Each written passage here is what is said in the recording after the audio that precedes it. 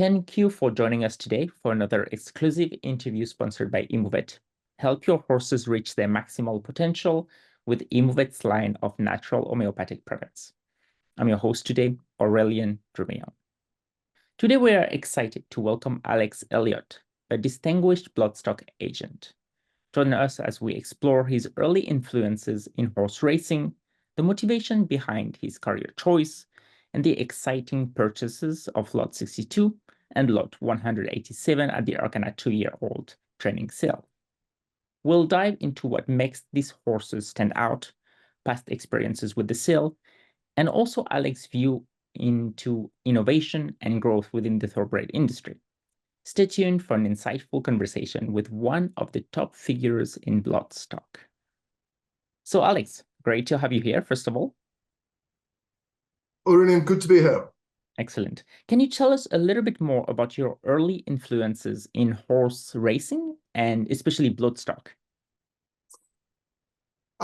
Taking you way back when to when I was, I always wanted to train horses from an early age. And when I left school at 18, I went to work for a national hunt trainer in the southwest of England called Philip Hobbs. And I was a groom for a year. And then he made me his pupil assistant for 2 years, which was fantastic. And I was on the road to getting experience to train. And then I saw an advert for a program which at the time was called the Darley Flying Start, which is now the Godolphin Flying Start, which is a scholarship program sponsored by His Royal Highness Sheikh Mohammed. And miraculously, I managed to get a place on there with 11 other people from around the world. And we spent 2 years traveling the world and basing ourselves in Darley, Godolphin facilities, studying in Ireland and England, Kentucky, Australia, did a little bit of time in New Zealand, Hong Kong, Dubai, and then back to England and Ireland to finish up. So I graduated from that in 2008. And then I carried on with my training, for my training career. I worked for Michael Stout for 8 months. And then I went to America and worked for a year for Christophe Clement on the East Coast of the States. And then I got asked to go to California to be Owen Harty's assistant. And we had some superstar racehorses there, including Well Armed, who won the World Cup when it was actually run at Nad Al Sheba. And I couldn't get a visa, unfortunately, to stay in the States. I think I would have trained in America, but in 2012 I had to come home, and I landed back in the UK with no money and no real contacts because I'd obviously been traveling and I'd been away for so long. So I thought to myself, how do I get going and how do I meet people? I didn't want to be an assistant trainer anymore. And so I started working for a chap that I'd met in California, Jamie McCalmont, who managed Paul Redham, who at the time had horses like I'll Have Another and Nyquist. And I worked for Jamie for a year. He was a bloodstock consultant. I worked for him as his assistant for a year. And then in 2014, branched out on my own. So this is my 10th. This is my 10-year anniversary this year. Wow, congratulations. That's pretty amazing. What a journey. It's gone well. Listen, it was a great education. All I can advise for anybody in the game is things take time. You know, as a kid, I always watched Aidan O'Brien and I wanted to train, and Aidan O'Brien looked about 20 and he was winning all these classics, but he's a real anomaly, Aidan O'Brien. And I think for anybody else, it's all about putting as much groundwork in and absorbing as much from the best in the business as possible before you find what works for you. And bloodstock is something that luckily is working for me to this point. Fair enough. If you had the chance, would you move back to the US, or just you're very happy to be in the UK? No, very happy in the UK, very settled. I got a young family. My wife works on Sky Sports Racing. She's a TV presenter. We've got 2 young kids. We live in the country. We've got a little farm, and everything's going well. I couldn't wish for I couldn't wish for a lot more, to be honest.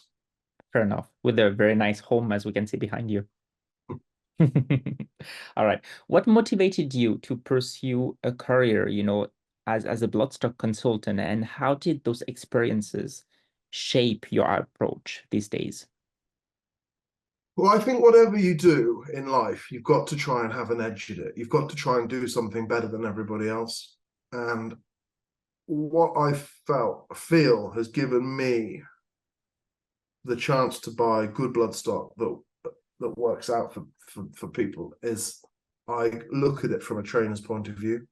In America, those horses are they walk in the shed row the whole time. They train on a round dirt surface. You get to see what horses stay sound, what horses don't stay sound, what horses are fast, which horses aren't fast.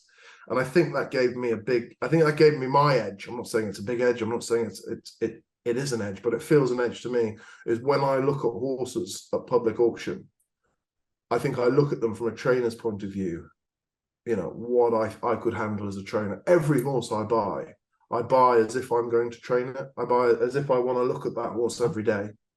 And, you know, you become very heavily invested in it personally.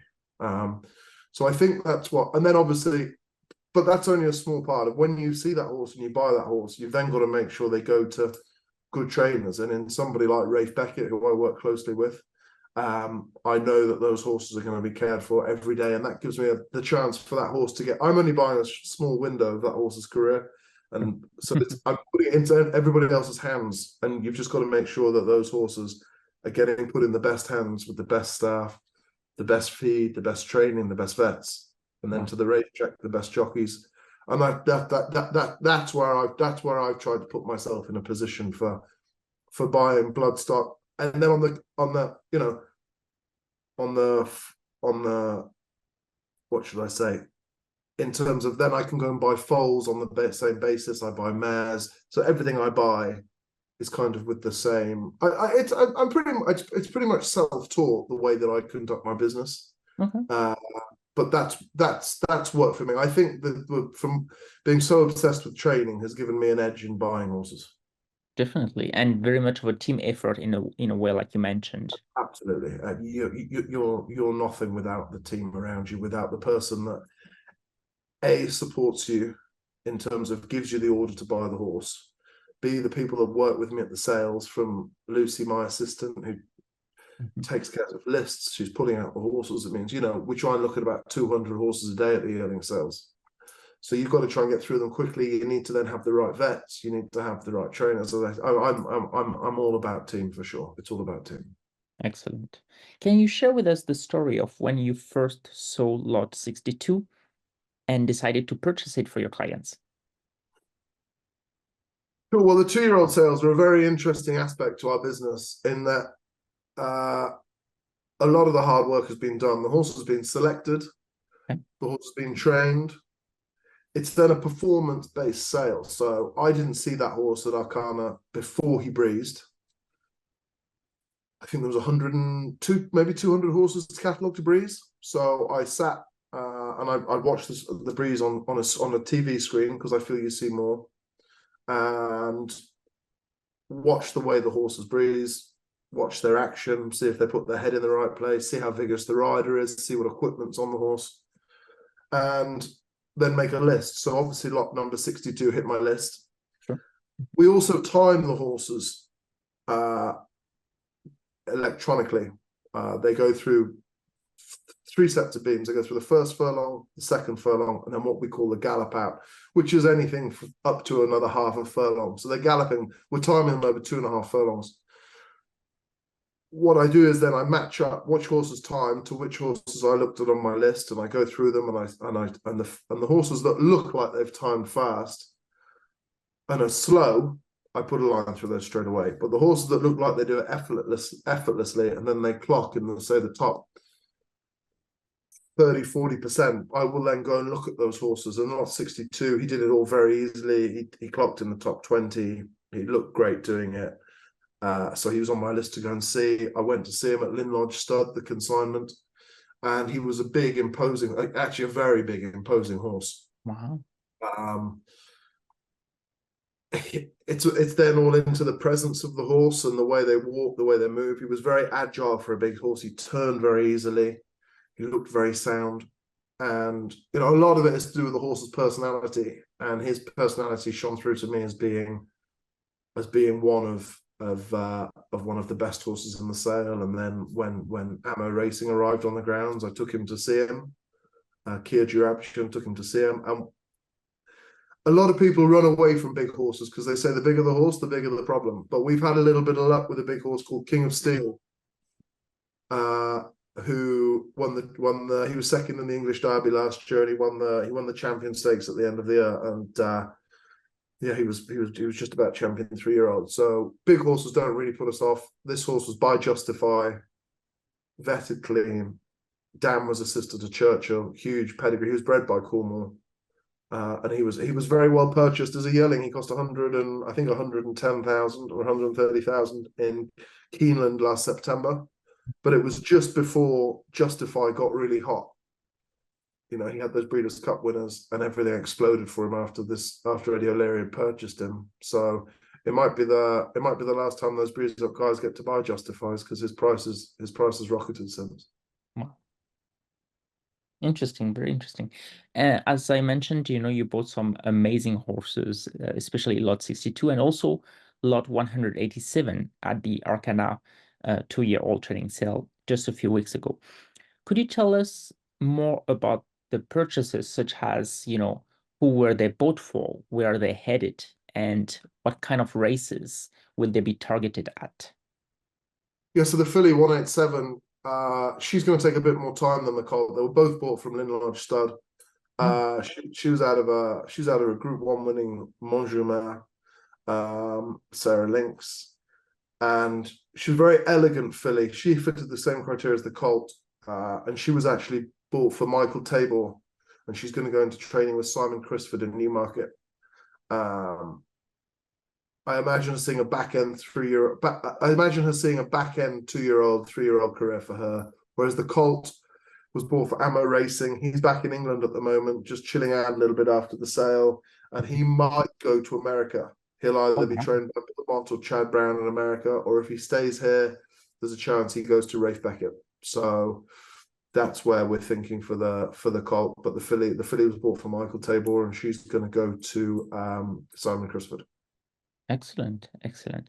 Well, I guess you have a very international experience, so I guess maybe for you it's easier to send, horses to different places around the world. It's a very small world these days, as we know, and these horses are very easy to ship.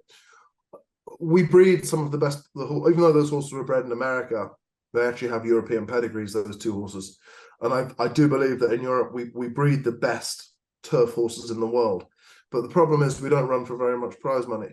So these horses, when we get them on a plane, ship them to the States, they can run in big money stakes races or maidens, and it is a small world these days, and it's very easily done. So no, I'm all about we're all about a global campaign for these horses if they're good enough. That's great. Excellent.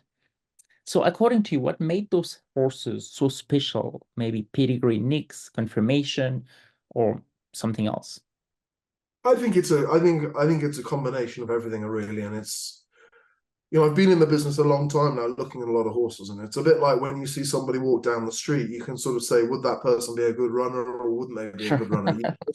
You can make a good guess. Sure. And once you've been around horses for so long, it becomes intuitive as to what you believe is right, and what's wrong, and what makes an athlete and what doesn't. And I think, first of all, the overall feel a horse gives you when it comes out of its stable, size, what we call scope, in terms of, is there much scope there in terms of the horse going to keep developing, scope for improvement. And then the action, the way the horse walks, the way the horse moves its shoulder, the way a horse moves its backside, gets its hind leg underneath its bottom, and style, substance, just an overall look. And then you've got to get obviously into the vettings. Because they go through such a process, these horses, the vetting has to be clean. And those horses that we bought vetted good. And hopefully, listen, we spent a lot of money, but as I said at the time, good horses are invaluable, and hopefully, 1,800,000 is a lot of money to give for any horse, but hopefully one day it might look cheap. Definitely. What has your experience been, regarding these sales? What did you think of the catalog quality this year, for example? I thought the catalogue was as good a breeze up catalogue as I've seen. I Oh, think wow. Arcana have done an exceptional job to put themselves at the forefront of the breeze up sales. They attract a later developing type of horse. You know, their sales in May. They attract a later developing type of horse, and the vendors are spending a lot of money on them as yearlings. They're taking them. It's a big gamble, and they're spending a lot of money on them, and they're doing a fantastic job. Arcana put on the best show. It's the best place to breeze a horse. It's flat. It's good ground. It's usually good weather. And Deauville's a great place for a client to go to. Good restaurants, and it's overall it's just a great environment for a horse sale. We had a lot of luck there last year. We bought a filly by Lope de Vega for €420,000 again for Michael Tabor. She went to Rafe Beckett. She won her maiden impressively at Sandown, and then she went on to be fourth in the Group 1 Fillies Mile. She came back this year and she was third in a Oaks trial at York, the Musadora, where she was actually the best filly. The pace of the race didn't suit her. She was sat last and she couldn't get to the horses in front. Hopefully she's going to be a Ribblesdale filly at Royal Ascot this year. And, she's got her black type now, her Group 3 placing. And, there's proof that the Arcana sale, when you look at the horses that Arcana have produced, it's produced Tepau, who won a French Guineas. It's produced War of Will, who went to America and won a Preakness, second in a Derby, or third. The list of horses that come from Arcana and from that sale are exceptional. All these horses are, they've jumped through so many hoops that the best horses, you've got a good chance of them being top class. For sure. It is like the best of the best. Even though, it's 200 horses, you still have to select For the sure. ones And that you want. early in the process, the vendors know that the buyers are going to be there with the big money, so they need to send their best horses. So everybody's got one eye on France to sell their best, and you can be guaranteed that it's going to be, even those 200 horses might knock down to 180, 170 after scratches, you can be guaranteed that it's going to be a deep pool of horses breezing. Wow. Very interesting. Is there a special horse from this year's sale that, well, I'm sure, the one you bought, but that you hope to see soaring the hype? For sure, there's actually there's a filly that Ammo Racing bought by Two Darn Hot. Okay. Well, she cost €800,000 as well, and she is out of a Frankel mare. I know the vendor thought an awful lot of her. It's a deep Judmont family. The dam is a sister to Blue. The dam is a sister to Blue Stocking, who won a Group 2 the week after we bought her, and she's called Cathedral. And she'd be one that I'd be fairly. I will be hoping soars the heights, as you put it. Very well. Are you going to be attending any other sales in 2024? And if yes, which ones? Absolutely. Listen, I'm keeping an eye out all the time because there's online sales now, and horses come from anywhere. A good horse could come from any sale. So we've done all the breeze up sales, the 2-year-old sales, and then we'll get into the summer sales where we've got the July sale, which I actually have. I have my own consignment business where I sell a lot. So I sell a lot of the horses that I've bought as yearlings or whatever. I'll see them the whole way through. And Imperium sales, we sell those. We have a draft in July. There'll be the Arcana July sale as well. Maybe I'll buy some jumping horses there, National Hunt horses. And then from August to December, I'm at sales all the time. The yearling market is my big market. I probably buy upwards of 80 yearlings a year there. Wow. And then we have, so that's starts off in Saratoga, then we go to Deauville, then Doncaster, Germany, back to America for Keeneland September, and then Ireland, England, and then we're into horses and training sale, which, as I said, we sell under the Imperium banner, and then after the horses in training, it's generally mares and foals, because I try and buy a lot of foals to sell as yearlings, and try and buy a select band of mares for people. The way the market's gone, it's all very top heavy. The top of the market is good. Mhm. People know what a good horse is now, and they're prepared to pay for it. But that means that the middle and the bottom have suffered a little bit. True. That's the same the world over. But no, we try and be across as many sales as possible. Trying to find those gems, Well, that's very important for sure. for sure. Finally, on to the last questions. Where do you see innovations and growth within the thoroughbred industry? Um, People always ask me this about, can AI ever take over your job and all this type of thing. I don't. I mean, I'm bound to say I don't think it can, because I don't want it to. Because if it does, it puts me out of a job. I do think data is becoming more and more prevalent. Sure. I think it's probably more prevalent in the States because there's less variables, because the horses race on left-handed flat tracks that are usually about a mile in circumference, and the horses race at set distance. So maybe I think data is probably more prevalent there. In England, there's so many variables: where the horses are trained, the tracks that they race on, the ground conditions they race on. And I think that although I mean, I'm more open to using data than I ever have been before in terms of heart scans and lung scans and all this sort of thing. Biometrics, I'm not so sure about, but I do think that data is going to start driving a lot more within the thoroughbred industry. For sure, for sure. For sure. And I think we'd be foolish not to be open to that. I'm trying to think what else. Obviously, as I said, the world's become a lot smaller. People are traveling horses a lot more. And the biggest problem that we have here in the UK and Ireland is prize money. Our prize money levels are low.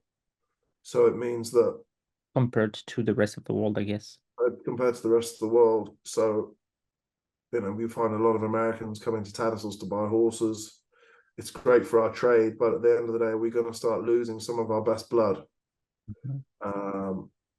We need to start seeing where the next generation, John Magnier and Sheikh Mohammed, have been so instrumental in driving this sport forward and making the sport what it is, that we just need to make sure that the next generations keep coming through from all levels, from the buying of the horses all the way down to the grassroots of the staff that look after the horses. We've also got big problems with that in the UK. Young people don't generally seem to want to work outside with horses anymore. And I was about to ask you, yeah. I think that's probably outside of prize money outside of prize money and the animal rights side of racing.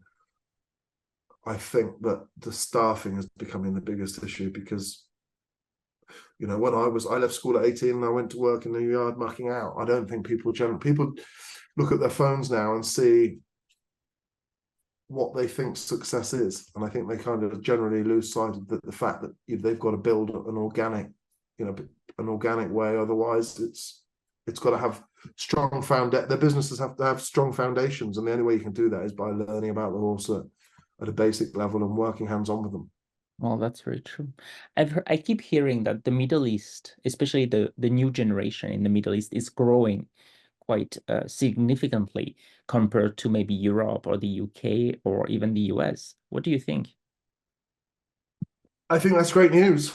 I don't generally, because of my career, the way it worked out, every time I get on a plane, I go west to America. I rarely get on a plane and go east. So I don't really know exactly what's going on in the Middle East. I was at the Maryland sale last week, which was a 2-year-old sale in Timonium, Maryland, held by Fasik Tipton. And the whole market was underpinned by Middle Eastern buyers. Oh, wow. So horses going to Saudi. A lot of horses going to Saudi. A lot of Saudi people buying horses to race in America, dirt horses. So I think it's great news, and I think that needs to. You hear in Saudi that they're building new racetracks, and Bahrain's become a very strong racing nation.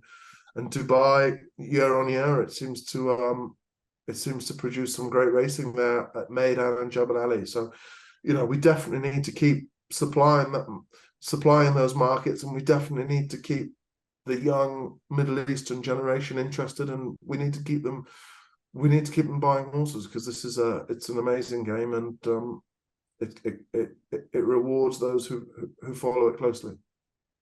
Excellent. Well, thank you so much, Alex.